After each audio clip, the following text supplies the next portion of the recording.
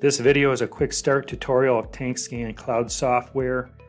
What we're going to talk about today is going in, seeing how to use the trend charts, looking at the data, historical data, as well as zooming in and applying multiple pens.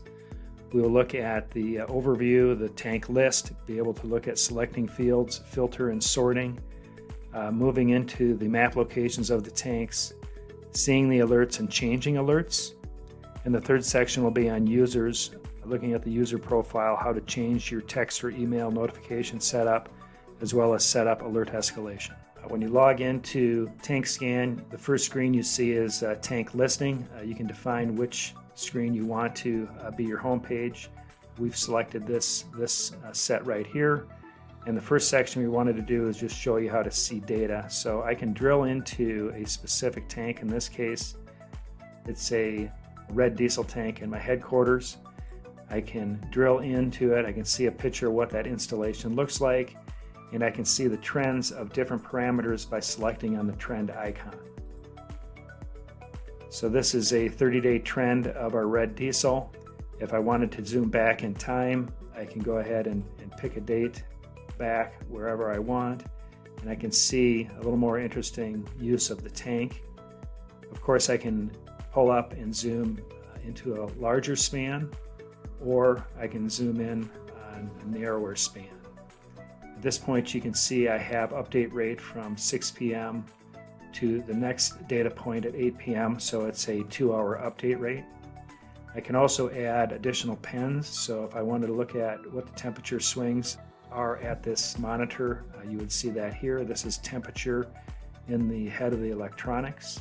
I can also look at the raw depth in inches, or I can look at battery health. Any of these come up and can be monitored.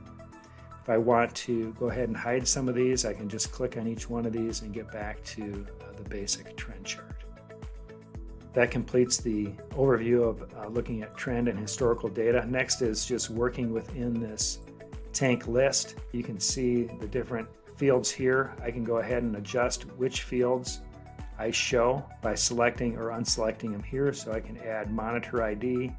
If I wanted to track down a specific monitor ID, I could go ahead and do that. I could put in all monitors that have a 59, so I found this 59D unit.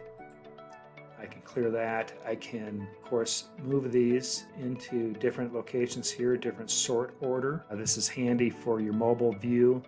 I put all the dynamic data to the left so it's easier to see in my mobile phone app. This is the last report, so this is telling you that the device is working and is updated. If I wanted to find all the tanks that are less than 1,000 gallons, I can come into my filter and type in 1,000 gallons and just get the items that have 1,000 gallons or less, and I can pull them up and see what their history looks like.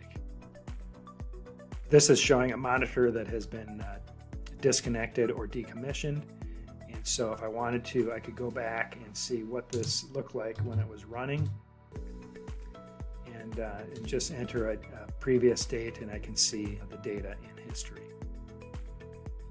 So clearing this filter, I get back to all of my tanks, my tank list again, and let's just go through some of the other tasks here. We looked at select columns. We can see an export to Excel. This just exports this view of data to an Excel spreadsheet. I can show all of these on a map. I can zoom out and zoom in. This is all 4 of these are located at our Brainerd manufacturing facility. I can also pull up locations, grids of locations, etc., just to make it easier to find my tanks.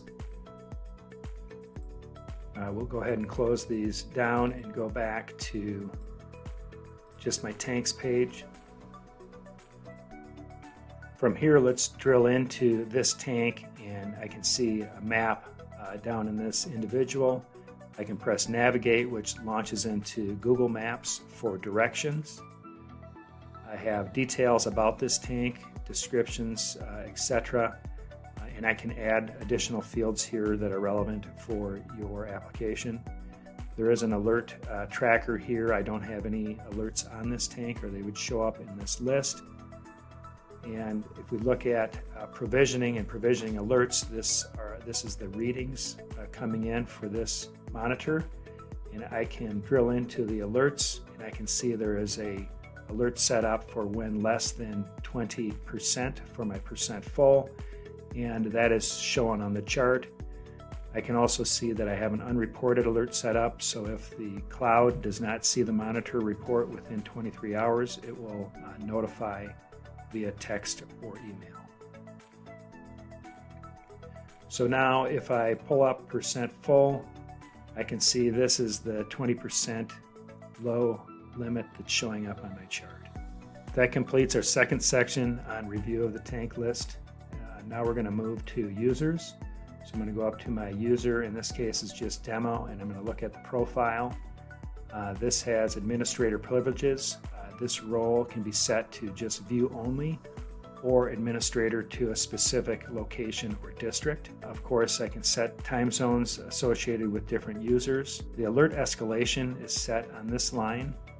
In my case, I am seeing all alerts minor and above. If I had users that wanted to see just warning and above or just critical and above, I would select the appropriate alert level to monitor there. In addition, we talked about that unreported alert that I had set.